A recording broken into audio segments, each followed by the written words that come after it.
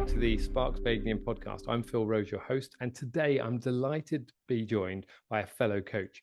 Irene Riad has had many careers and many locations in her life. And actually, we're going to talk about what that's brought to her in terms of her development, her own coaching practice, and some of the things she's helped develop through her Self-Mastery Coaching Institute. We're going to talk about some of the journey that she's been on, and also how being in Albania now is just one of the steps in her journey that's helped her become a different person and all round helping her develop her own skills. So I know you're going to be delighted to listen to some of the messages that she has to listen to, put back there. It's funny, you suddenly start saying something completely different. We'll cut that bit out, Sassy. Some of the messages that she starts putting out here are actually around self-mastery and what that means. So Irene, welcome to the Sparks by Ignium podcast. Thank you so much, Phil. I'm so excited to be with you. Yeah, thank you. And I said, Irene, you're working in Albania now, but Albania is just one of the destinations that you're on a journey. Tell me a bit about, who is Irene and what's this journey that's brought you specifically to Albania today, but also where have you been to get here? Yeah, I'd love to talk about it. It's a journey that has shaped and informed who I am today. And when I look back, I feel like I'm a totally different person. Mm-hmm. So today I am the founder of SiteSet, the Self-Mastery Coaching Institute, and I work and I love the work that I do, which is empowering entrepreneurial leaders with life significant setbacks to live their legacy. Yeah. I'm passionate about working with people who use the wisdom of what they have gone through or are currently going through from setbacks, challenges, and use that energy to create that legacy, that dream that they wish to live today and leave to the world. Yeah. That's really the focus of me today. Yeah, I love that. And I love that word of legacy and dream, because I think a lot of people, they have a view of what they're trying to do, but they get stuck in doing, as Michael Gerber used to talk about.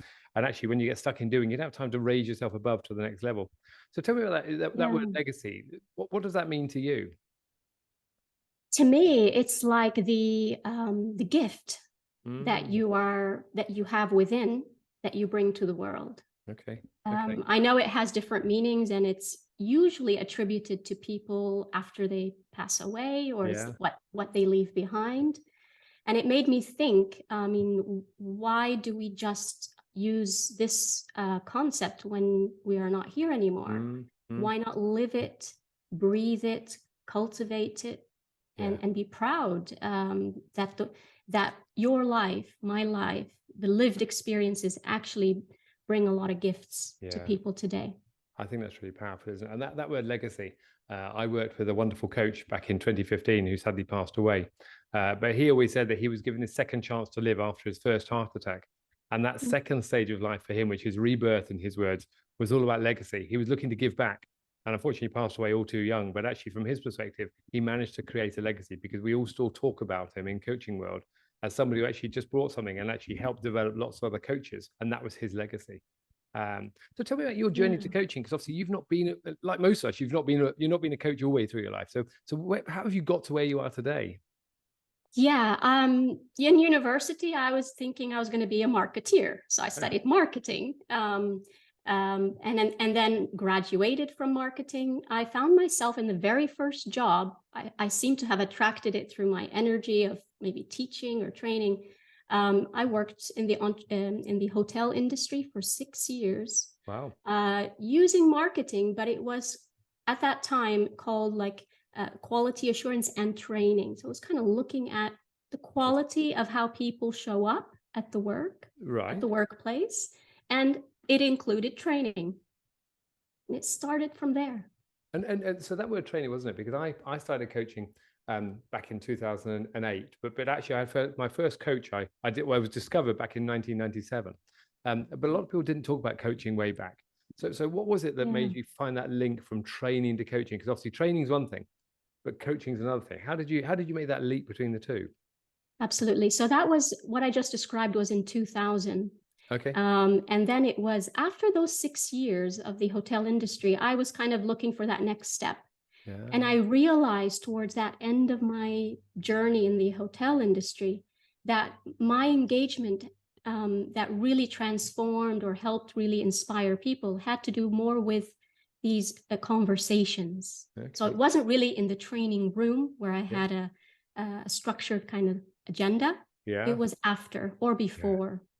And it started from there, and it took off from there, me exploring what to do in terms of coaching. Yeah, that's interesting, isn't it? That thing, the gift I think a lot of coaches realize is that training doesn't make it happen for people. It's actually the coaching, the personal conversation that really brings it alive for people. And I think that's one of the key aspects. I want to take that a little bit further in that case. So you discover this thing, you start off in training itself. Often coaches have a bit of a spark and they realize something's different. So what was it for you that said, actually, there's another role for me here that I can do something different? What was that key leap you made from that training world into something different? And how did that happen? It was me consciously, when I was looking for that next step, I wanted to make sure that the role I was going to take over, even if it's had to do with training, it was more about development. Yeah. Okay. So I think that transition from at that time, companies started hiring these roles that were called training and development. And in some areas, what I was attracted to was the learning and development. Okay. That was quite a shift for some companies to move away from the actual delivery of teaching kind of training to how do people learn. Yeah. Okay. And learning and development world really accepted coaching as a method of learning. And interesting, you talked about, you've been in a number of different countries and you've been on a journey as well. Have you seen different aspects of this in terms of the different approaches companies take to learning and development or training over your career, with the meandering paths you've taken to get from one country to the next? Have you seen differences or similarities? I've seen more similarities. I've seen more. So even my movements and from the different countries, they were also very different industries. Yeah. So I worked, so when I left the hotel industry, I entered the charity industry with the British Council. I stayed there 6 years. Okay, interesting. And at some point it was moving to another country, and I worked with the automotive industry. Okay. And then again with the energy industry, and again with education. So my roles have expanded in region or scope, let's say. Different countries, but the aspect of learning and development, it had a lot of similarities. I think the differences came where people were willing to accept new ways of this helping people learn that are not traditional, that are not classroom. That was where I found some cultures accepted it more easily than others. That's interesting, isn't it? That difference between the not the classroom way, because I think that's one of the key things, isn't it? Looking back over the years, we've all been on training courses. We all sat in the classroom, and we know that through the Ebbinghaus effect, that training and the knowledge retention drops off very steeply after the first day of training, and then over the next period of time, unless you do something to reinforce that, actually we forget most of what we've learned in those few days, which is where coaching is really bringing that change to make it really unique to individuals and find out what's going on for them. So I think there's something there that a lot of companies have slowly discovered, although we do still find some companies want to put the people through the standard training approach, but we know that actually in general it doesn't work as well. So tell me about, you mentioned about self-mastery. I'd love to just delve into this. So coaching and self-mastery, what's the linkage there and how did that come about for you? Yeah, so when I actually started my very first coaching program of my own education in 2017. That's where I really started professionally taking on the coaching. And there are programs that are focused on coaching as a way to help people do things differently. And there were programs that helped people be a different person. And that influenced how we act and do. And I found that I was attracted more to this being side. And that's where I started to change. And my coaching became different. Wow. So that being, so that's interesting. The typical, the being versus doing. So what was it about that sparked you? Because obviously a lot of people would go down the doing route, but actually something there said actually it's more about being. What was it? It was me exploring layers of myself that uncovered this mosaic matrix of beliefs, values, priorities, needs. And so I realized that the more I went deeper in that area, I got more confused about who I was. And then I just I leaned into that kind of confusion, just stayed with it, took on different learning programs that really focused on the self, the person. Okay. And with inquiry and support of the coach, who was coaching me, and me learning how they are coaching, I have found myself, let's say. I found who I am. Still working. It's always we're all work in progress. Yeah, and that's why I'm sparked by it. And I love that combination of the beliefs and the values, and combining that with the coaching to help you explore who you really were.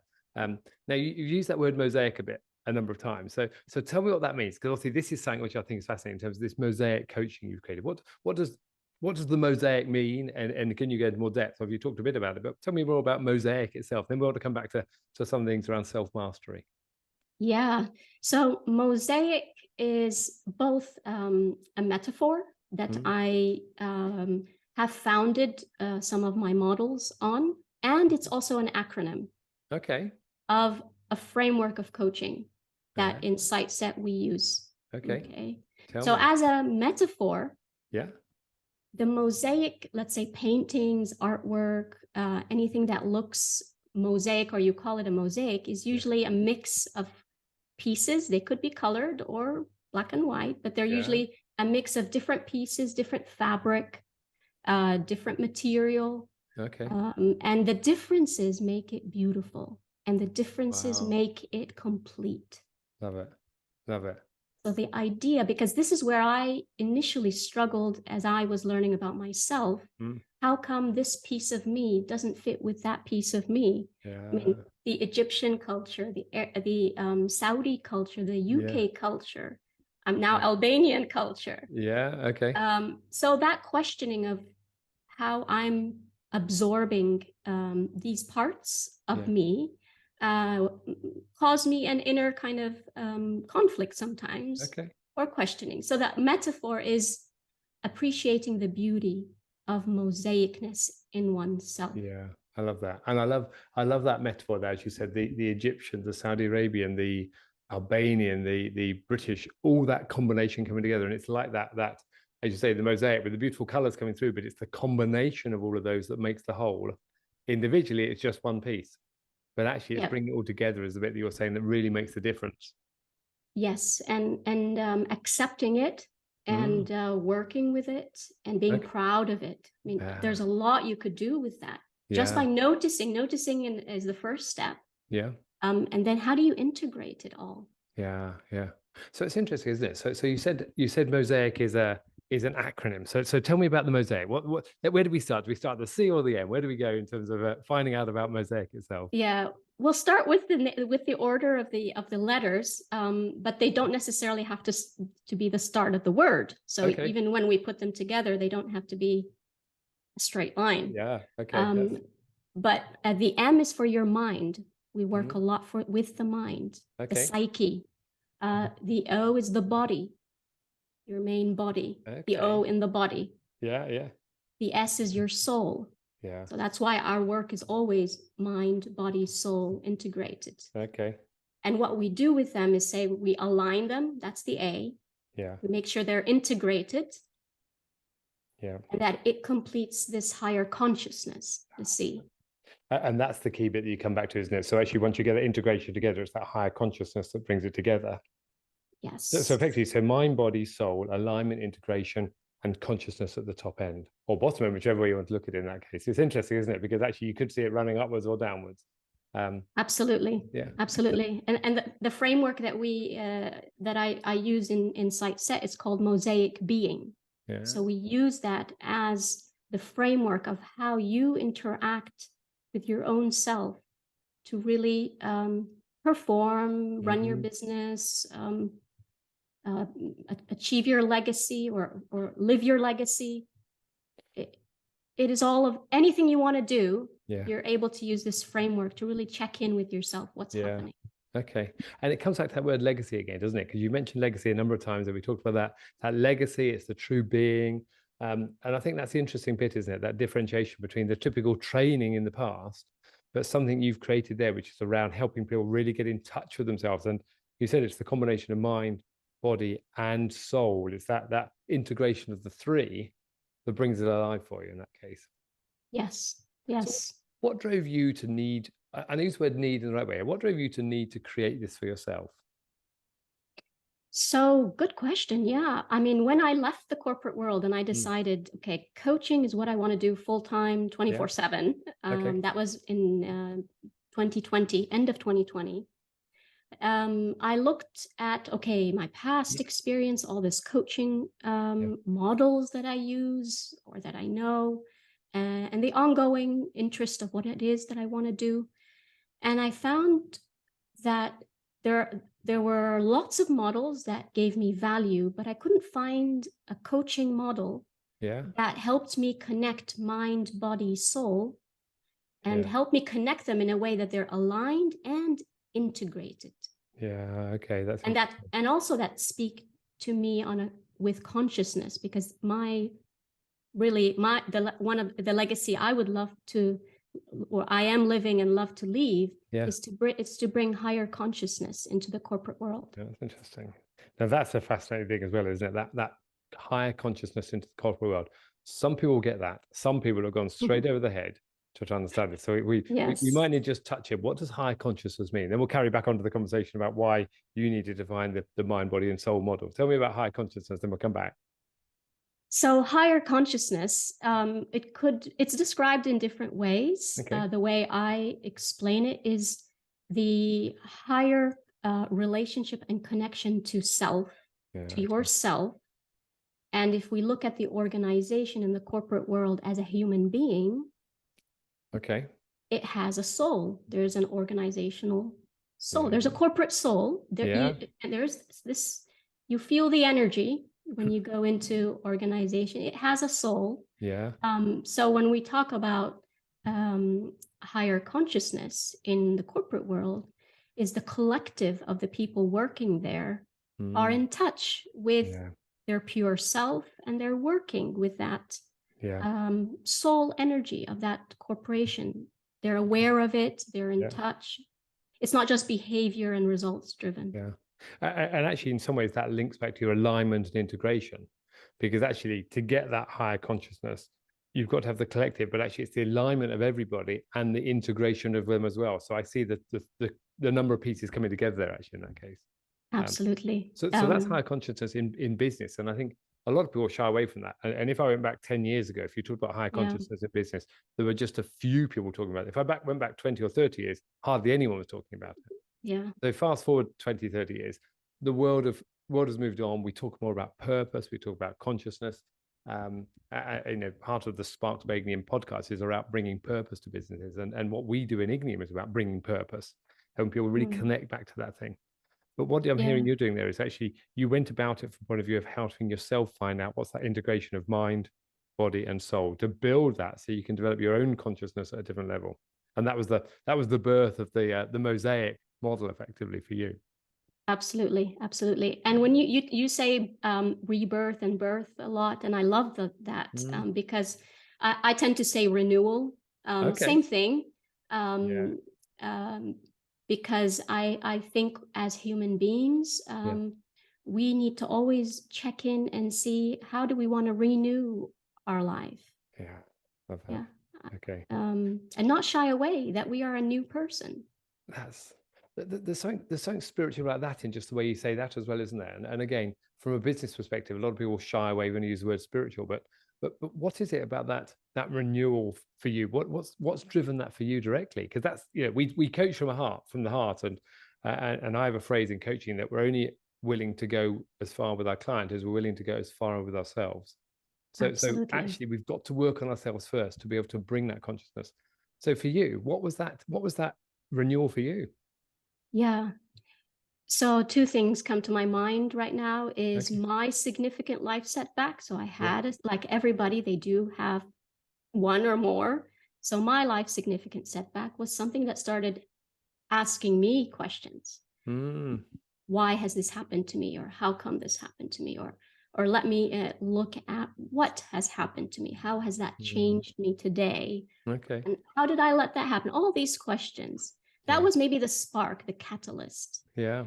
And from there, I actually was supported through coaches. So it was coaching that helped me get through my life's significant setback. Okay. And it was during that journey, I would say that journey was about 20 years of going through things. Yeah.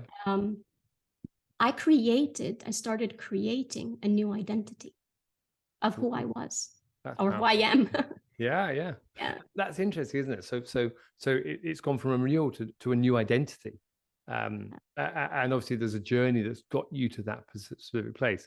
So when did the realization of mosaic come about? Because again, if I come back to that building your identity, if I think about mind, body, and soul, and then the words alignment and integration, there's something there that you've got to be fully aligned with that new identity. So when in your journey did the mosaic principle come about? Because I think that's quite a powerful piece in terms of you going out looking for something. Yeah, I think it only clicked 2 years ago. Okay. When I was on a reflection kind of inner work journey. Yeah. And it was driven by who I wanted to be in the future. Who you wanted to be in the future? Yes. There were two things connected: who I wanted to be, and what I wanted to do. I think initially I was thinking about, okay, what's my dream? What is it that I want to do in my world? And I pictured that, because that inner quest of what it is you want to do, really, not what is required of me, what I'm expected to do. I left a very good high paying job at that time. It was my decision voluntarily. I said, I've had a good enough amount of corporate life. Yeah. Okay. I feel there's something bigger I need to do. Yeah.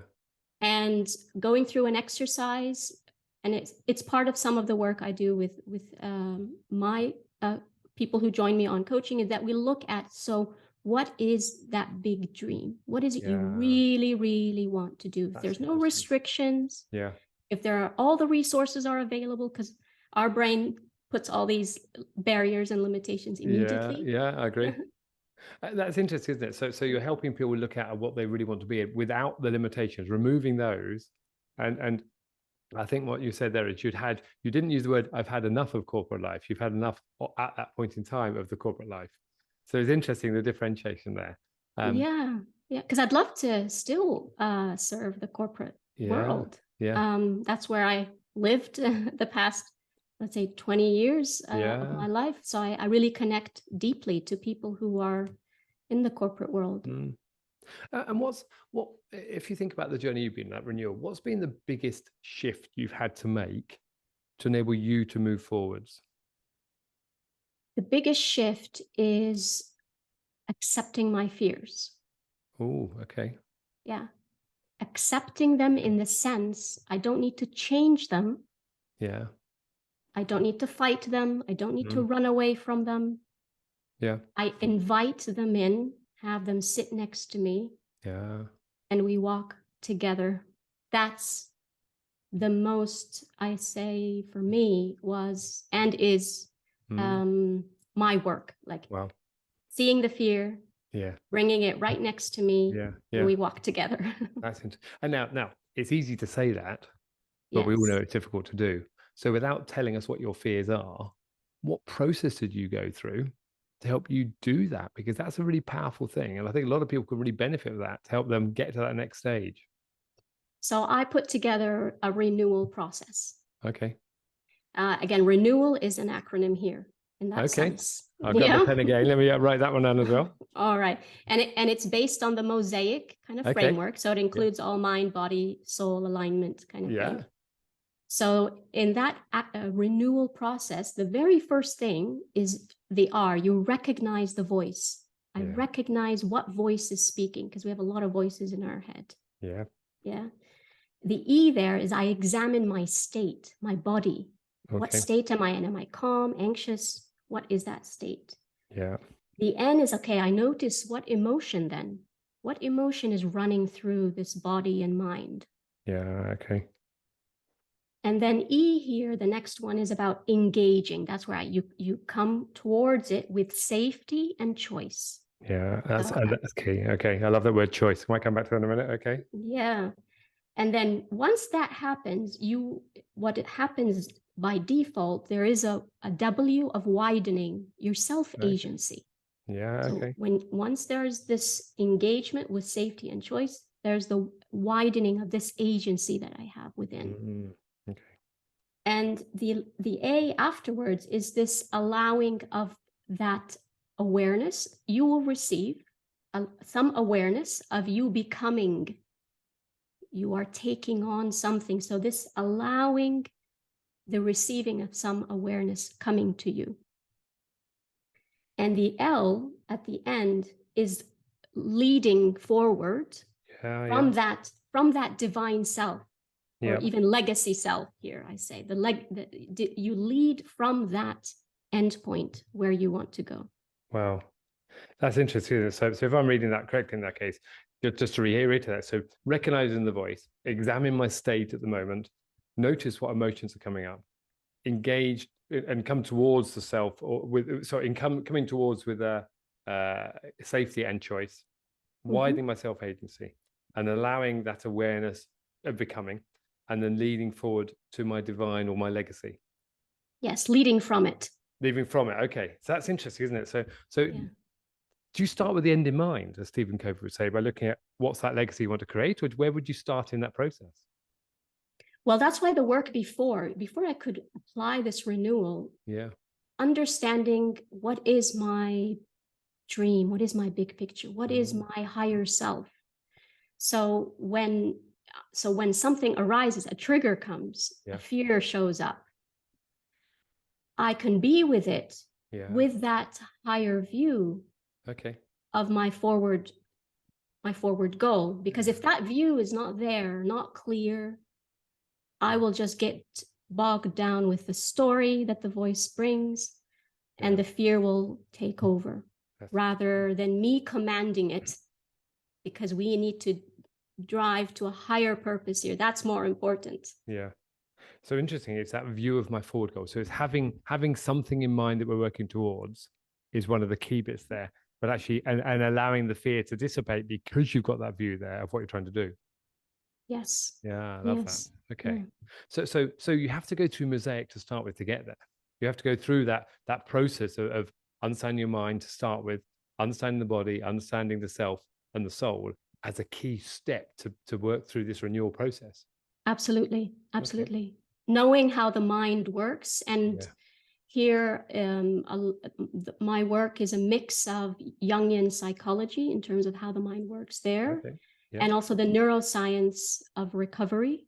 They help inform how the mind and the body work. And the soul is also related to Jungian psychology. And there's trauma-related work that has spirituality in it as well. So. Okay. That's interesting. So again, we're talking about this from a personal perspective, but obviously from a corporate perspective, all this comes together as well. Because actually, from a corporate perspective, if I looked at these things, actually, there's something that businesses need to go through and because the businesses are just a collection of people.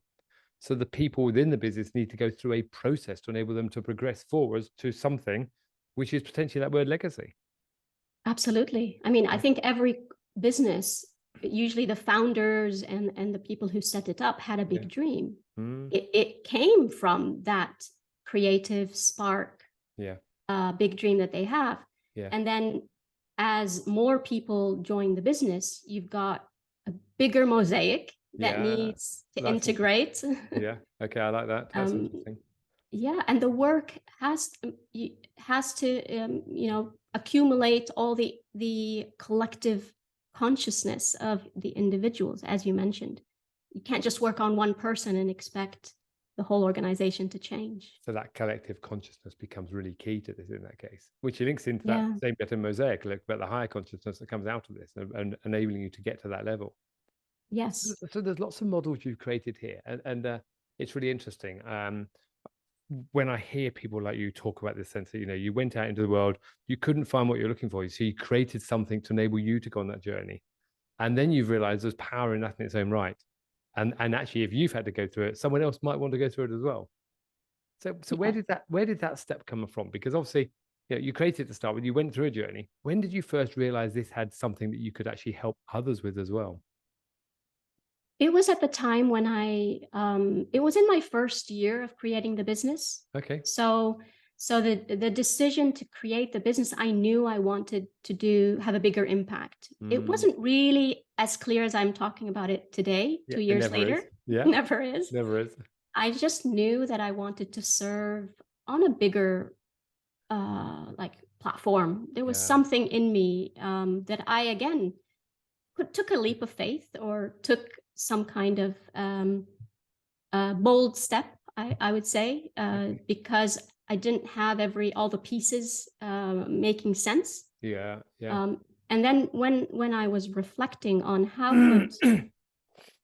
how could this work be beneficial, it took me a while to see, okay, if I was able to use it. I've met people who I had my coaching sessions with, and I found that gosh, they are going through similar things that I have gone through. I wish they just understood X, Y, Z. And then I started bringing in some psychoeducation, really, in my sessions, helping people. So slightly, again, it's not coaching in the pure sense, in the typical traditional ICF sense. And that's where my mosaic comes in.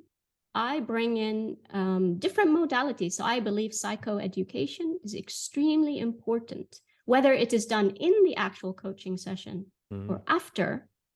That could be as per preference, but people need to understand the intricate parts of how this mind works, and the body and the soul, so that they can really flourish in the coaching session and afterwards. Yeah, it's that combination again, isn't it? That mind, the body, and the soul combination that comes together, which helps people develop. I just want to come back to that piece, and I totally agree with you that from what you're doing, sometimes it's about it's what I call pure coaching. It's not pure coaching. You've got a toolkit. You've got something here where you can apply. You're helping people on that journey, and sometimes people don't know where they want to go. So we can bring coaching, but actually what you're doing is bringing a toolkit as well to help people on that journey as well. And I think that's quite a powerful piece in its own right. Yes. So let's move on in that case. Site set. What's self-mastery and the Coaching Institute about? And what's site set? Tell me how that comes together, and how that integrates the renewal process and the mosaic process into it. So site set as a name, as a business, it came out because I was wanting to bring how people could see things differently. Okay. I wanted to bring in I realized that perception is almost everything. How do we see? And we don't just see with our mind. Yeah. I mean, we see through our senses, we see through our meaning making. I mean, I'm not talking about the visual, biological sense, but how do we actually perceive the world? Okay.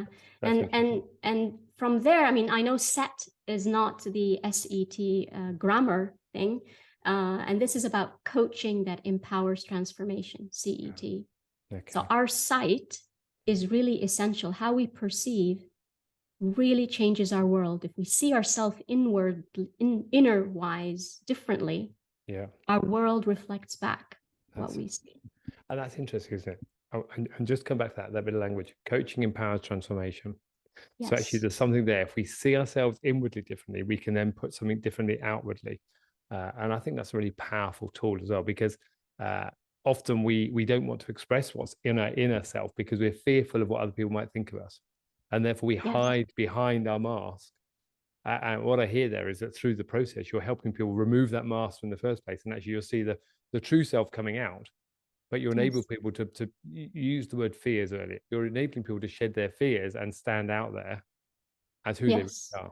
I think that's a really powerful piece. So carry on. I was going to complete the part about how does the self-mastery come in, is that I found that all of this work really is connected to what you just said, is helping that self shine through, that pure self, not the ego, not the persona, the mask you mentioned. Not all the voices in the head. So that self and I connect that to spirituality, because that self, is a divine representation of who you are. Yeah. Okay. And mastering that self. Yeah. That's interesting, isn't it? So, again, when people hear the word divine, they'll be wondering what that means. So this is where, in the corporate world, a lot of corporate people have switched off and they've gone scurrying across for their thinking basis to say, this isn't what we do. But there's a couple of bits of language, aren't there? The divine self, helping people understand at a conscious level, understand at a spiritual level. So how does that come together? What does divine mean to you as well in that case? Maybe that's a leading question, but I wonder where that comes from. So it comes from the theory that is founded, that the mosaic being and the renewal is founded on, and it comes from Jungian psychology more. Okay. And actually, the word psyche, just for people to know, the word psyche means soul. Yeah. And psychology, like traditionally, means the study of the soul. But it has moved on to become the study of the mind, and it's been used modernly that way. And so in the corporate world, if we accept that we're humans and we are working with our psyche, whether you want to see it as mind or soul, but let's start with the mind. Eventually, the passion and the creativity that companies really want come from the soul. That's interesting. That's interesting. It's powerful as well, isn't it? Because I think this is one of the key things, because actually that passion, it comes in there. And actually when you get that out, too many people we meet, hide that away because they're, again, fearful of what might be seen if they bring it out there. But actually that psyche, if you're able to see the soul and actually be able to express that in the real way, that's one of the key talents a lot of people should have, but hide away because of they've been brought up to be something different. Yes. Or being encouraged through other values and beliefs to say, this is not the way we do things around here. Yes. And people call it energy as well. I mean, if people are hung up on the actual word, it's that energy, which you can't see it. You can just sense it. And it's that it is divine in the sense that it's just eternal. It's never ending. It's not like you're going to run out of it. And it's not something you have, it's something you just are. That is filling your body. There's a lot of study on vibration and how you vibrate. I mean, that's just another way of expressing what the soul does. And it's interesting, isn't it? That touching on that point about vibration, I think, is key as well, because we all know that everything in the world from a physical point of view has a vibrational energy. And if you look at the science behind it, we know that everything from rocks to glass to stone to the human body has a vibrational energy. And even if you looked into it, and again, this will put some people off. If you look at the theory of crystals and crystal healing, actually it's the vibrational energy of those crystals that enables them to do their work, if you believe in the vibrational energy of the universe. Yes. Now, as an engineer, I struggled with that to start with. Until I saw the science behind it, to realize actually it's about vibrations and everything is moving. And through the world that we live in and entropy, things will continue to move. So we have to live with that. I think that's really key. So there's lots of things here. And again, I'm getting this vision of this mosaic coming together effectively, because as you said at the mosaic at the beginning, a bit like your background of the Saudi Arabian, the Egyptian, the British, the Albanian coming together, and the 7 different moves you've had. You're building up a rich tapestry of who you are, and you're enabling yourself to really show that to the world through the process you've been on. So I wonder, when you think about change, and one of the things we talked about when we prepped for this, we talked about the power of coaching to change, enable people to change. What's your real power? What's the thing that you can bring to this world that is your legacy? The power I bring is the power of becoming. I don't know if that makes sense to you. So the power of empowering becoming, let's say. Because I'm living it, doing it. The power of, actually, it has to do with the book I'm writing. It's coming out towards the end of the year. It's called Radical Becoming. Wow. The Superpower of Success. That's the full title. Wow. Okay. I like that. I love to be with people and help them see their superpower of that becoming their true self. And it's that process of being able to self-coach. Yeah. Okay. In those moments when, especially in those moments when there is a huge challenge, setback, or difficulty. And in those moments is where we need to be very conscious of who is the person becoming or taking that action. Because if we're not conscious and very aware, am I letting my true self respond? Or is this the ego or persona or whatever responding? That's really interesting, isn't it? Really interesting. And often people are responding from an ego or their other persona behind the mask rather than their true self. Yes, and every action one takes in overcoming this persona and putting their self forward, they're becoming their most fulfilling and truest person, soul expression. I like That's that. the superpower, because nobody can take that away from you. And that changes the outlook of everything. It does. And I love that, because actually nobody can take it away from you, but a lot of people don't realize it's within them. And I think this comes back to the story that's been told many times about if you look at art in the East, a lot of people, when they're talking about art, and I don't know the provenance of this story, but they talk about a sculptor with a block of jade trying to create the sculpture. And when asked how did they create it, he said, "I wasn't creating it. The sculpture was already there. I just had to chisel away the edges to find the sculpture. It was already in the rock." And I think that's the same as what we have here, that the true self is there, but we hide it. And I love your point there. If you link back that to the psyche, that's the soul of who we are. That's the essence. That's our true essence. And therefore, we can only leave our legacy once we find out who we truly are. And I think that's a powerful piece. Wayne Dyer used the phrase, "Don't die with your music still in you." And I think actually, if I look at that, too many people don't find their true music until it's too late, or never find their true music. So through your process, I'm hearing actually you've got to talk it there. And again, I would say as a coach, it's all about coaching. It's about coaching people to understand what's really going on for them. Absolutely. Because the toolkit will only go so far. If you're unable to apply it on yourself, whether self-coaching or somebody help you through it, because it will need a partner. It will need somebody to shine light. Yeah. I think that's true. And I think, you mentioned about the self-coaching. I think that's a really powerful piece as well. Once people find their ability to self-coach, then they can keep doing it. But they still need a coach. Every coach has a coach. Let's rephrase that. Every good coach has a coach. I have two. And every great coach has more than one. There we go. I think that's powerful. So let's just coming towards the end here in that case. If you're sitting in a business right now, you might be thinking, "Hey, this sounds already good. I can understand what you're talking about," or you may not. But we're talking about consciousness. We're talking about legacy. We're talking about defining your divine self. And in a business, you might say, "Hey, sounds good, but how do I measure it? How do I measure the success of this?" Now, as individuals, we can measure the success because we just feel better, and we're able to shed the shackles of who we were to become what we should truly become. But from a business point of view, where does this fit in? Good question. So from a business point of view, the more the individuals or the teams start to embody this work, the more creativity and innovation will be perceived and felt. Wow. Yeah. Okay. Because the soul expresses oneself.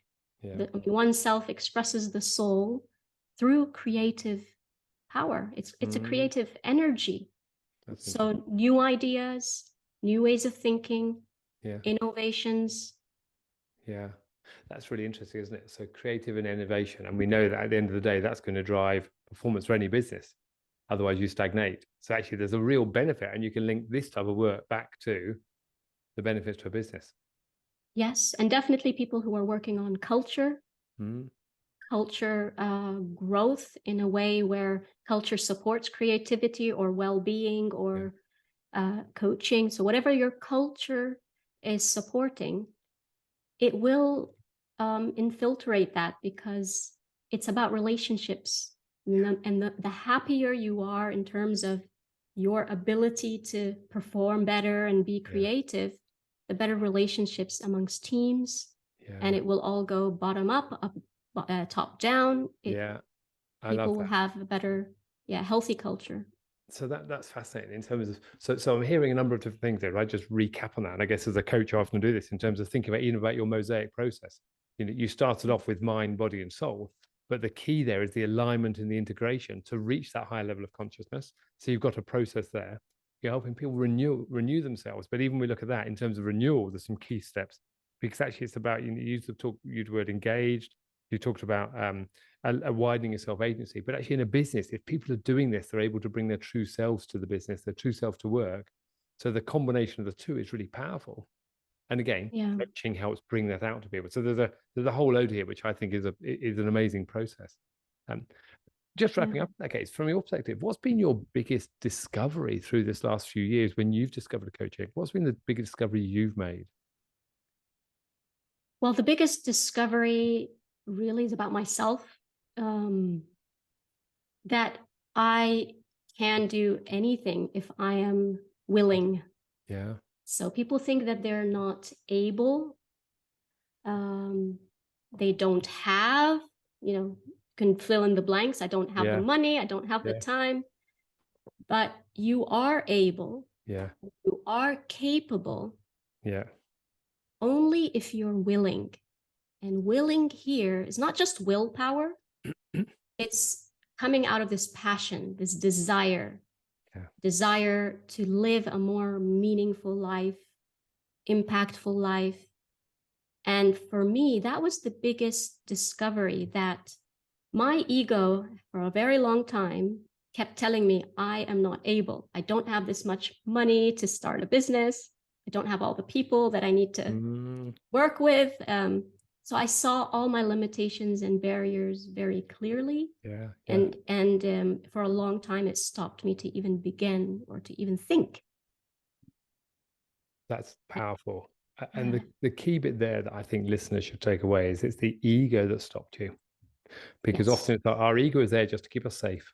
Yes. And actually your ego is protecting you in some way, but actually in an unnecessary way. So actually by doing that, actually freeing yourself and finding your true self, you could go and do those things. So it's that being able, being capable, but being willing. And I think that piece around having the passion to do it is really key as well. So Irene, it's been a fascinating conversation, and we've rapidly run out of time, as we often do on these podcasts when we get into the conversation. But there's wonderful things here, and just in terms of the message you put out there. When people want to reach out to you, where would they go? How would they find you? Yeah, it's an absolute pleasure that I'm here with you, and it's a joy. People, they can reach out to me through LinkedIn. Irene Riad, Irene, Riad, Riad, and on Instagram, Site Set or Irene Riad. I'm there on both. Reach out there, or website siteset.com. Wonderful, thank you. And and I always think there's probably another conversation in here for us as well to go into some detail and things. So at some stage, I look forward to welcoming you back to have another conversation to explore some of these things. It's been a pleasure, and really thank you for your time. I love the process, and look forward to reconnecting again in the near future. Would love that, Phil. Thank you so much, and all the best to your audience who are listening to great things. Yeah, thank you.